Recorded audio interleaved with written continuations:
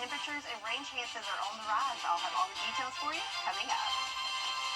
Now on Good Morning Augusta, it's been 3 months since Hurricane Helene hit the CSRA. We take a look at the recovery process. Plus, the new year is just days away. How the CSRA is getting ready. And later, he's a gamer with a motivating message. More on the veteran who's taking time to level up in life. As your #1 source for local weekend morning news starts right now. Live from Television Park, this is Good Morning Augusta on WJBF News Channel 6. Hey, good morning, sunshine. Welcome to the weekend. It's great to be with you. I'm Sean Cabbage-Stock. Our coverage you can count on begins with the Columbia County Sheriff's Office searching for 13-year-old Sophia Crosby. She was last seen at her aunt's house on Colonial Road in Martinez. That was late Thursday night. Investigators say she's run away before and may be with someone named Dwight Neal. Contact authorities if you know anything. One woman is dead and 2 others hospitalized after a plant fire in southwest Georgia. Officials in Mitchell County say that a wall collapsed on a parked truck, killing a 61-year-old woman from Las Vegas. She was inside the cab. Her husband wasn't in the truck at the time and he wasn't hurt.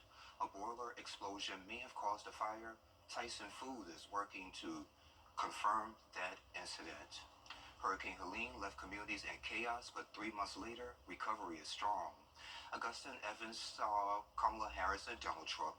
More than 2 million cubic yards of debris were cleared, with FEMA stepping in, and Food Lion even giving $300,000 to Golden Harvest Food Bank.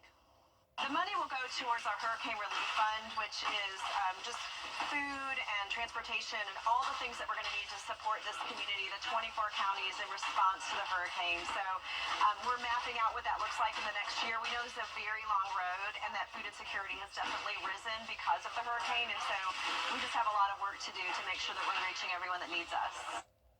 And local businesses are also stepping up to help. Mayor Garnett Johnson says debris pickup will keep going after that 120-day period. FEMA has extended the deadline for Georgia residents affected by Tropical Storm Debbie and Hurricane Helene to apply for help. You have until February 7th to apply for aid, and it's covering rental assistance, property loss, and home repairs. If you're in South Carolina, the deadline for you is January 7th. With New Year's Eve just days away, bars and restaurants are gearing up to serve folks. New Year's Eve is huge for Augusta bars, so they're getting specialty drinks ready, food, and even events. They're focused on safety as well and making sure they're all stocked up. Knowing how busy it was and the amount of champagne that we ordered, we got loads and loads of it. We should be doing a countdown toast with a lot of champagne. We might have some New Year's Eve cocktail deals. Coming to Southbound, you'll always see someone you know. I mean, we're like a big family here. And Southbound is just one of the many bars here in the CSRA offering New Year's Eve deals and specials. Meteorologist Sherry Sheely joins us now for a quick check of the forecast. How you doing, my friend? Good morning, good morning. All right, so this morning we're starting off a little on the foggy side, as we can see on our Terry Labor Hyundai Skyview cam at Washington Road.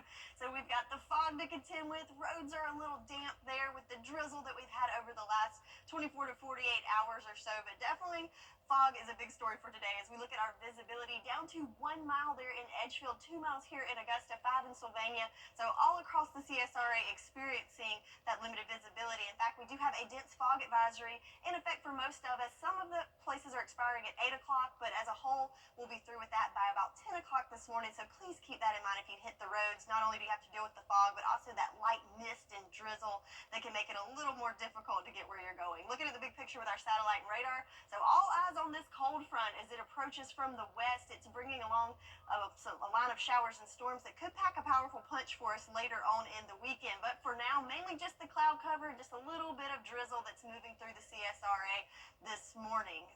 Temperature-wise, not too bad. In fact, our high yesterday was 52, and we are at 50 right now this morning in Augusta. A little bit cooler to our north with temperatures in the 40s. Winds nice and light. Looks like top wind speeds right at 5 miles per hour for us. So planning out your day today, of course, we got the fog this morning, and throughout the day we have rain chances, that gloomy cloud cover, and also a little bit warmer with our temps as we will climb into the 60s, possibly even lower 70s for some of us today. So I'll go over all the details on what you can expect, not only for your Saturday, but we have a busy Sunday on tap in the weather department. I'll have all the details for you coming up in your full forecast. Sean? right, Sherry, thank you. The American Red Cross is urging more blood donations as we head into the new year. The Red Cross responds to about 65,000 disasters each year and supplies 40% of the nation's blood. The Georgia chapter says someone needs blood every 2 seconds. While holiday travel slows donations, there's always a critical need, especially for trauma patients and local hospitals. This is the season for giving, and we would love for people to give with meaning.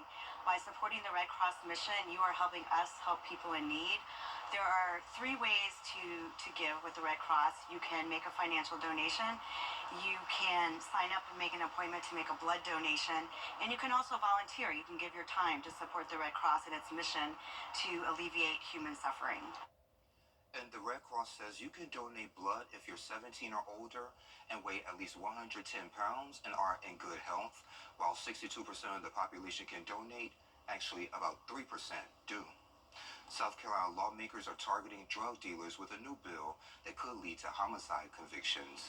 South Carolina lawmakers are targeting drug dealers with the drug-induced homicide bill. If someone dies for fentanyl they knowingly sold, then the dealer can face up to 30 years in prison. Not trying to prosecute the users. Also, there's a section that we have to be careful because we want to urge people to contact medical help. You know, we've got a section, Article 19 in the drug code that talks about, you know, some sort of immunity for calling for help to save lives. The bill will first be considered by the House Judiciary Committee when the session starts up on the 14th. A bill to crack down on fentanyl trafficking across the southern border has been signed into law. 4 senators, including John Ossoff, introduced the bill in June. It requires the Homeland Security Department to develop better machines to detect fentanyl and xylazine at ports of entry and prevent them from crossing the border. Officials say fentanyl seizures at the southern border increased by 480% from 2020 to 2023. President Biden and Vice President Harris know that far too many Americans understand the pain of losing a loved one to overdose. The last 2 years, we've seized more fentanyl than the previous 5 years combined. And Senator Ossoff released a statement saying illegal fentanyl trafficking is devastating Georgia families and putting our kids at risk. Dr. Gupta added that securing both the southern border and southwestern borders is critical. Switching gears, a local band is traveling to Orlando to perform for the Park Tart Bowl.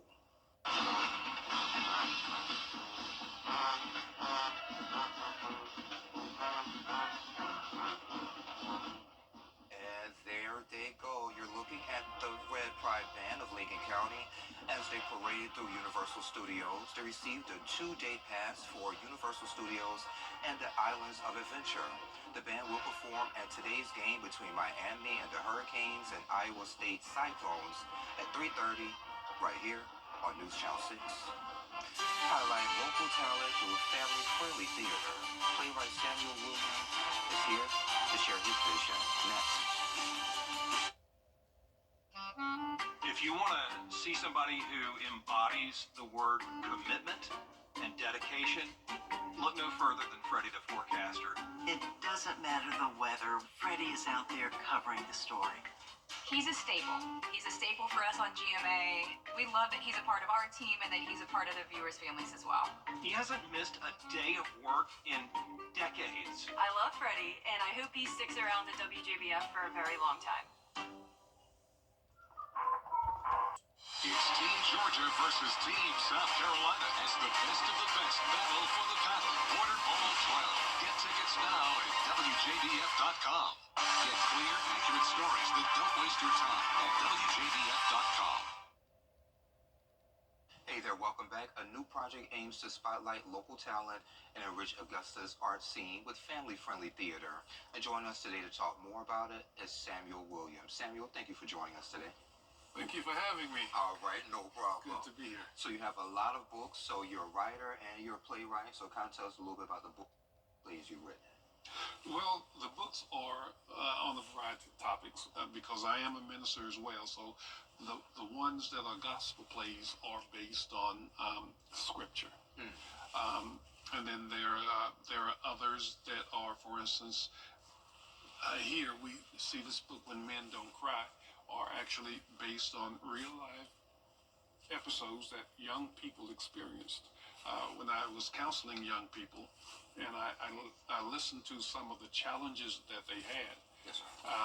and I decided to take those and turn them into real plays, not just for the purpose of entertaining, Yes, sir. but also hopefully to provide some kind of deeper insight, something that's therapeutic, and something that will help them to actually see the problem, address the problem. The Augusta theater scene, do you see any challenges as far as making it grow? To be honest with you, I really don't know.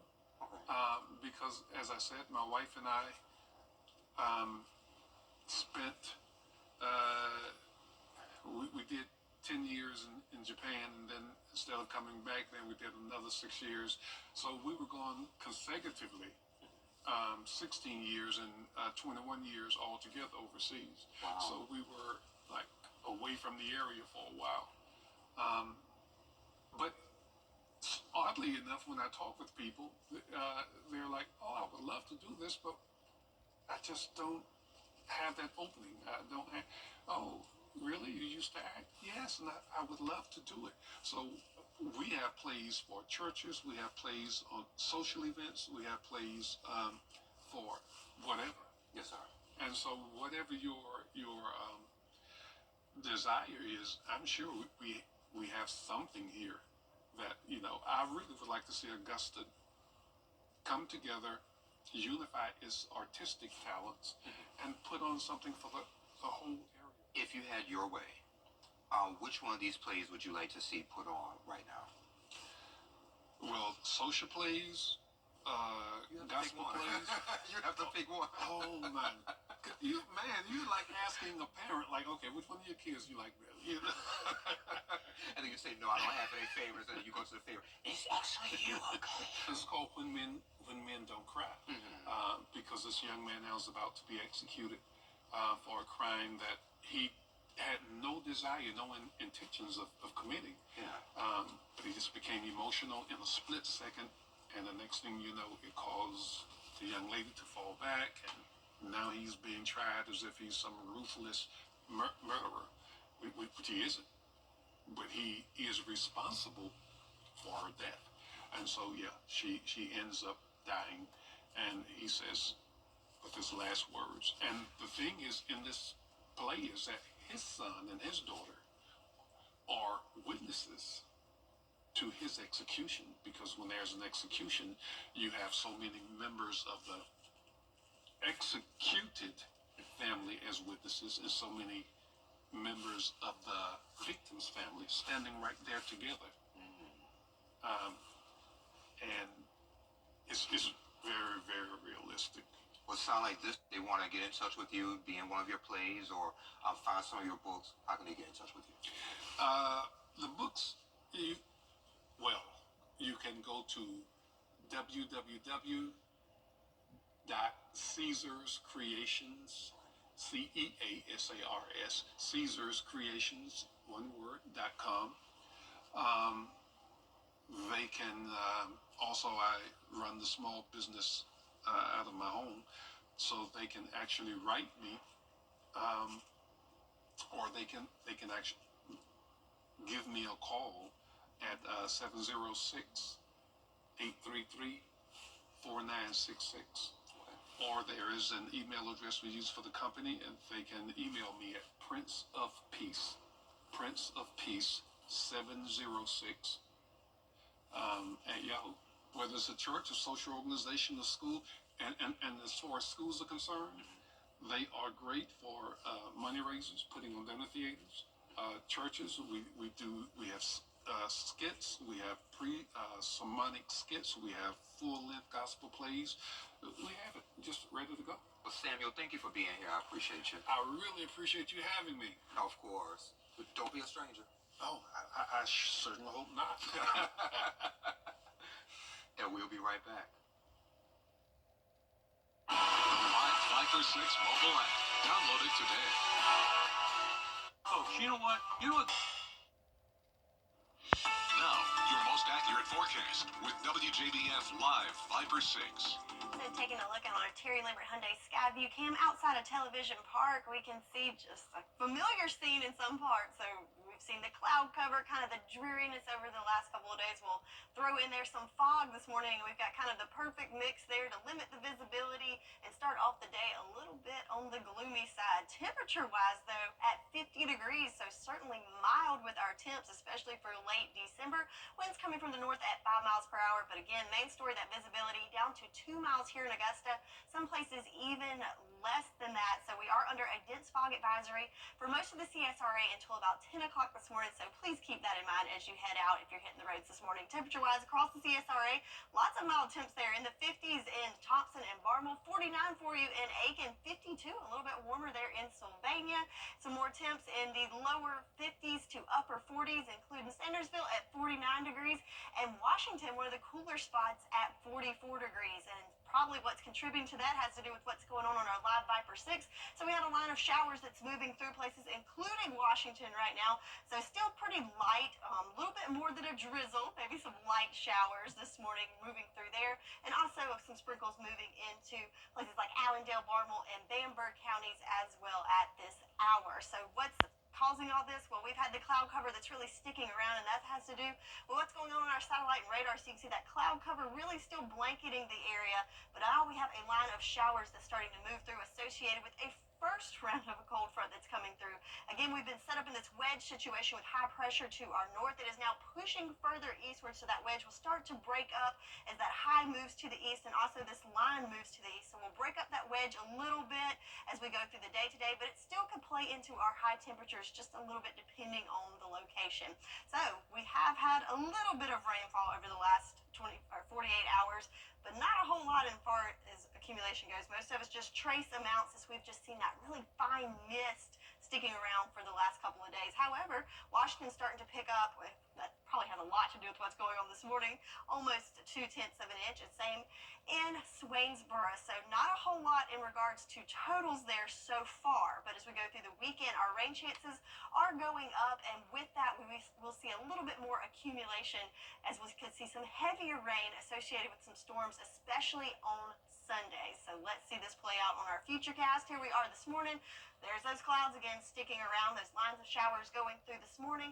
And then kind of a similar setup here. We see those sprinkles kind of coming from the coast throughout the day today. But notice as that front comes closer, a pretty good line of showers and storms there marching through. We'll start to see some of that move in Sunday morning, and then it pushes throughout the early afternoon hours. With that, we could see some strong storms mixed in there, but as it pushes through, notice behind it, for the first time in several days, we've got the clear. So we will see the return of the sunshine on Monday, and nice to have a break from those clouds. So with that line of storms, though, we do have the potential for some severe weather. In fact, the whole entire area is under a slight risk. That is 2 out of 5, and with that, we could see possibly some small hail, some damaging winds, and thunder and lightning, of course, but we'll continue to track that for you. The ingredients are there. It's just questioning the timing of how it's all going to be put together.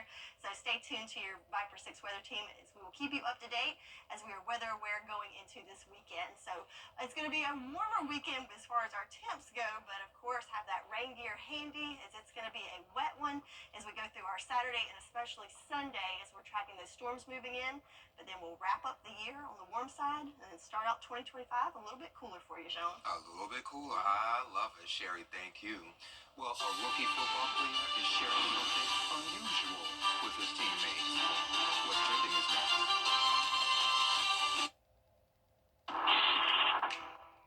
You. Hey there, welcome back. Time to take a look at what's trending. So leftovers are... That's what it looks like? So it kind of looks like pulled pork a little bit. Okay. Kind of like pulled pork is. Okay, so where I was going with that, Xavier Leggett brought some cooked raccoon meat to the locker room, offering it to anyone brave enough to try. So South Carolina native, yay, has no shame in his love for raccoon, because he shared about this recently on a podcast in November. I hunt it, I kill it, I skin them, cook them, eat them, all of that, he said. So Sherry, what's surprising? He don't eat vegetables, especially bell peppers. Okay, all right. Well, to each his own. So yay or nay? I've never had raccoon. Okay. It might be something I'm missing out on, but yeah, that's interesting that he brought it in the locker room. Yeah, for everyone to try. Good for him. So if you need some desserts with your raccoon, Sherry, Oreo has started 2025 strong with 6 new products. They've just released game day cookies with 5 football-themed designs. They're coming on the 3rd of January. Get ready for loaded cookies, golden cheesters, and Irish cream flavored cookies. Later this month, look out for mini peanut flavored cookies, frozen bites, and mini bars. I'm interested in the peanut butter ones. Frozen. So raccoon and then the peanut one. Let's go. Let's try the Oreo first. But you can't have dessert before the main. Oh yes, you can. Yes, you can. Life is short. Eat dessert first. Anywho, well, coming up on Good Morning Augusta, survivors of the deadly Aberdeen Airlines crash speaking out. What investigators say caused that tragedy. That's coming up next. Truck accidents lead To go into the Times Square ball drops, final touches were made on Friday. 3, 2, 1.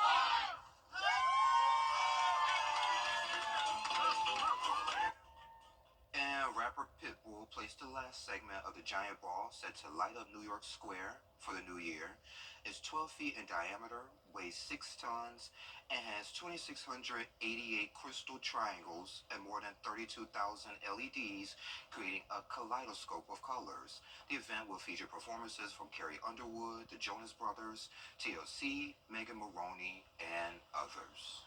Sherry joins us now for another quick check of the forecast. Hopefully it'll be great for New Year's Eve. Yes, it is looking good, but we got to get there first. Yes, absolutely. Got a bit of a dreary weekend. It's continuing a series of dreary days. Oh, I wish we could get a break from it. But the good news is we've got that cozy couch weather, good napping weather, and good time to, get your house back in order from Christmas and get ready for the new year. But right now, the main story this morning is the fog, as we can see there on our Terry Libbert Hyundai Skyview Cam in Swainsboro. So definitely limiting visibility there, and also many parts of Emmanuel County there, down to 1 mile in visibility here in Augusta, and in Aiken County down to 2 miles, same in McCormick. So lots of fog affecting that visibility throughout the CSRA. In fact, we are under a dense fog advisory for just about every county included in that until about 10 o'clock this morning. So if you're hitting the roads, please keep that in mind and make sure you've got those low beams on and add a little extra time to your commute. So the bigger picture here with our satellite and radar, there's that cloud cover that we're more than familiar with, and also have some light rain falling throughout the eastern CSRA and also into our northwestern counties.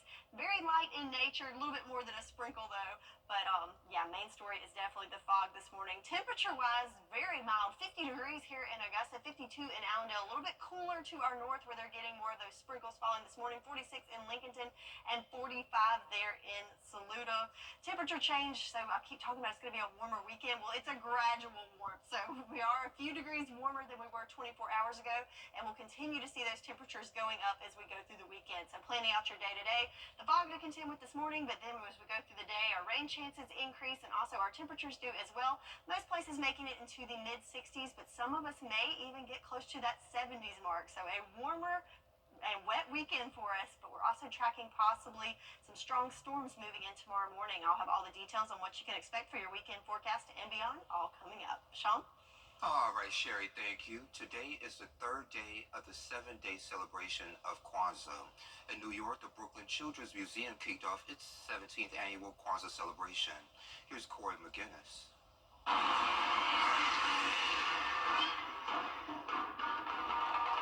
The rhythmic beats of djembe drums fill the air as children's laughter echoes through the Brooklyn Children's Museum in Crown Heights. Drumming is like a conversation, okay?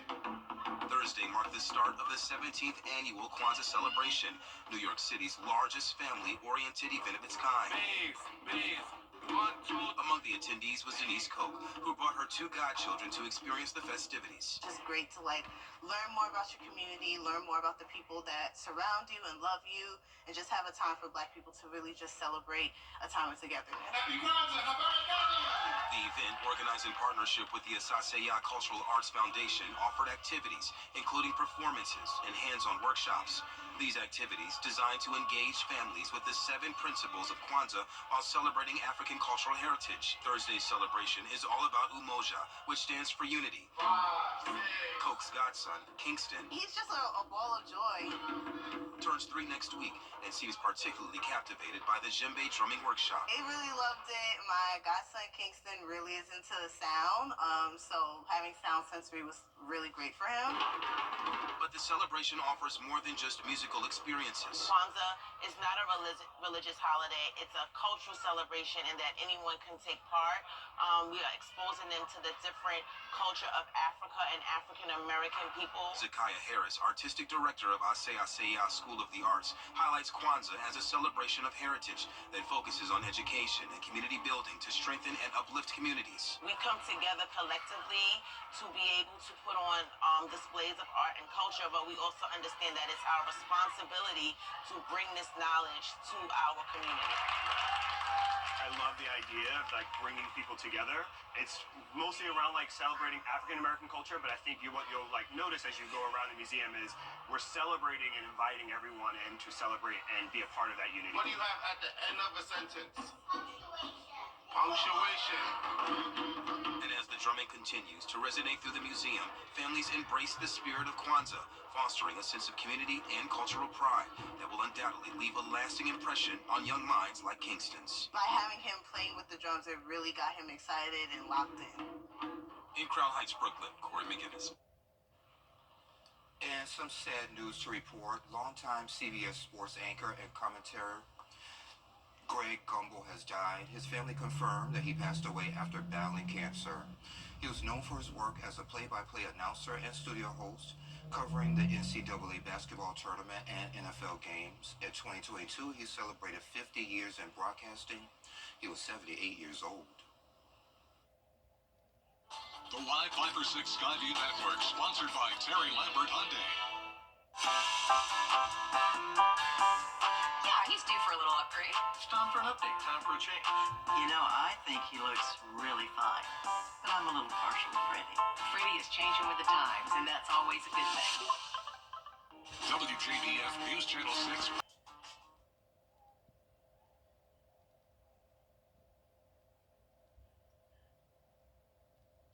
Really using motivation by using games. Here's John Lee. The gaming chair might be the best seat in the house. Alas. And I got such fat fingers. This is how Tremaine Wade unlocks the cheat code to overcome almost anything. I think it's the want and desire to be better. You know what I mean? He plays to take his mind off muscular sclerosis. Gaming up. It's my coping mechanism. And it's his passport to meet players worldwide.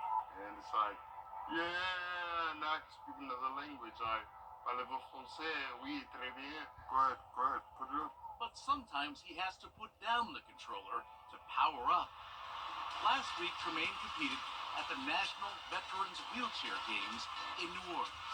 Make your life a sport. Have fun with it. Keep the smile on your face, dude. At the core of it all, it is just tenacity. His athletic events range from boccia to bowling to air rifle. It was a pleasure to be able to take. Hey, Marie, how you doing, man? Simplify all the events that I've attended. His mother, Marilyn, laid out some of Tremaine's medals and certificates earned in competition and in the military. While serving in the Marine Corps, her son was just 19 when he was diagnosed with MS. Then he was in a wheelchair, and it went so fast. It happened in a matter of a couple of months, and he wasn't walking. And I'm like, wait a minute. I lost part of myself back in 2008. I was not here. He didn't win a medal at the wheelchair games, but he sure showed his mettle. I was there. I played. Nobody can take that away from me. So if there's a medal around my neck, call it the Invisible Medal of Glory, bro. His logical next step is to compete in esports. Like the competition, sports is life. You feel me? Because of MS, Tremaine's vision is about half of what it used to be. He plays with an iPad so he can see the action clearly. Whatever changes the MS may bring, he may go play that game for a while to deal with it, but in the end, he comes back and he keeps going. Your ability is not based off of your physical element. Your ability is based off of who you decide that you'll be today. And every day is a gift. He squeezes everything he can out of that gift because in Tremaine's mind, it's never game over. It's a lesson, bro. And I don't mean to call you bro, John. Oh, that's all right. But in Indian Trail, John Lee. We're standing. The WJBF Live Viper 6 Skyview Network is sponsored by Terry Lambert Hyundai. Low prices, big selection, and committed to quality customer service. Now, your most accurate forecast with WJBF Live Viper 6. Welcome back. Here's another sight at these gloomy, cloudy, foggy skies on our Terry Lambert Hyundai Skyview cam here in Augusta. It looks like we have a few raindrops there on our camera lens as well. So another dreary start to what seems like a series of dreary days. But check out the temperatures though, nice and mild at 50 degrees this morning. Winds coming from the northeast at 3 miles per hour.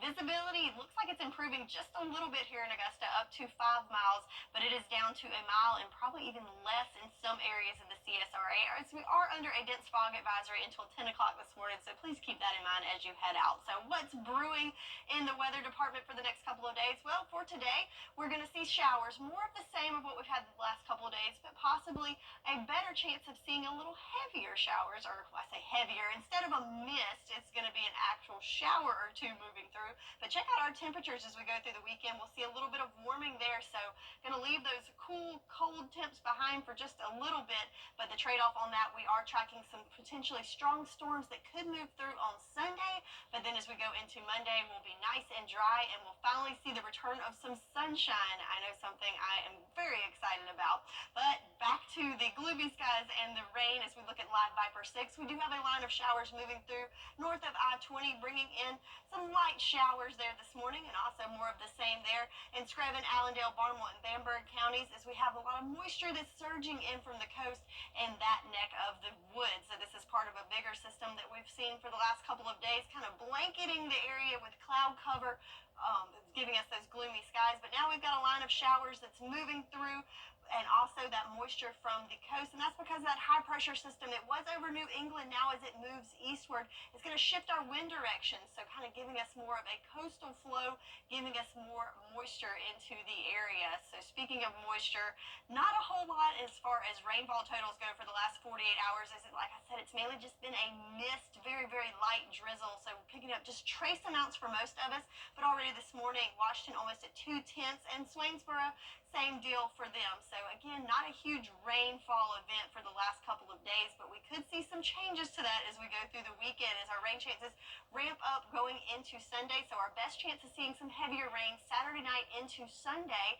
which is good news, as we are well below average rainfall for this time, for this month, and we're fixing to wrap up the month and wrap up the year. So we'll see if we're able to make it close to average. I don't think we're going to get quite that much rain, but hey, we'll see. Let's look at our future cast. There's that cloud cover that we're familiar with. That's going to stick around again throughout the weekend. The biggest change coming in is that front approaches late Saturday into Sunday. Notice pretty potent line of showers and storms there pushing through.